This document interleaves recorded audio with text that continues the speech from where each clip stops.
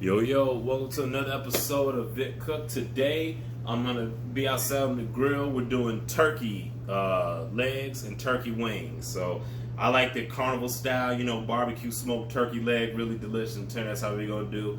And they also have some wings there at the store, so I decided to grab a couple of those too. But they're very ginormous. You'll get a chance to see them just coming up. Stay tuned. Please like, comment, subscribe, share the video, do whatever you gotta do to get this out there, because these are definitely something you're gonna want to try.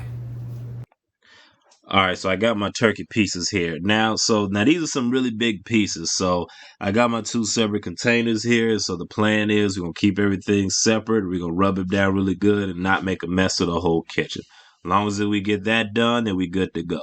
So first thing I do is I get my seasonings. We just gonna do chicken lick, a bam bam, and touch of cherry. And then here I'm gonna use the mustard rub. Now I went a little bit fancy with the mustard. You don't have to. You can do whatever you want. But I like this kind of mustard, just any Dijon mustard or champagne honey mustard. But what I like about mustard mine is it keeps the seasons from sticking, as you can see. My other favorite part about mustard that it usually has the ingredients of it will have brown sugar, paprika, salt, pepper, garlic. It'll have all the stuff you would add anyway. So to just save time and a whole bunch of dust going in the air, I just add the mustard bind to it and keeps everything sticking together, as you can see. And it also adds like a little bit of flavor to it, I think, but you really don't taste that tanginess. The tanginess of the mustard will burn off. So if that's what you're worried about, then don't worry about it. So then we take these right outside to the grill, and I got my smoker set up, and I got some wood chunks in there. And what you'll see in the future is, each time I open it, you'll see a little bit more of a flare up from the wood, because that wood does burn hot. It adds a lot of smoky flavor to it, which is great. So you kind of want to be mindful of that. What we can do to help is you get your spray bottle that'll help spray some of this down, which you'll see later. And pretty much I got pretty much tired of opening and closing it, so I just wanted to kind of set and leave it alone. So I went to my temperature probe, and what we're looking for is an internal temperature of 165.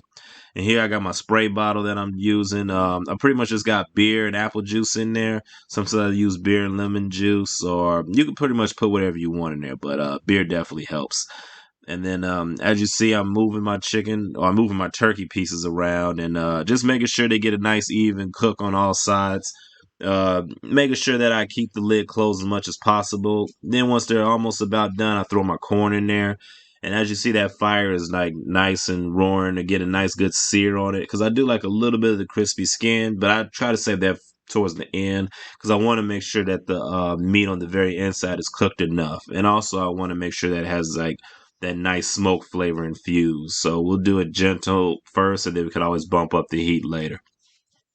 And then so here we see we got my corn, we got the chicken, or the turkey. I don't know why I keep calling it chicken, but we got the turkey legs, turkey wings. So now we're gonna bring this inside, and this is what I do if I'm making it carnival style.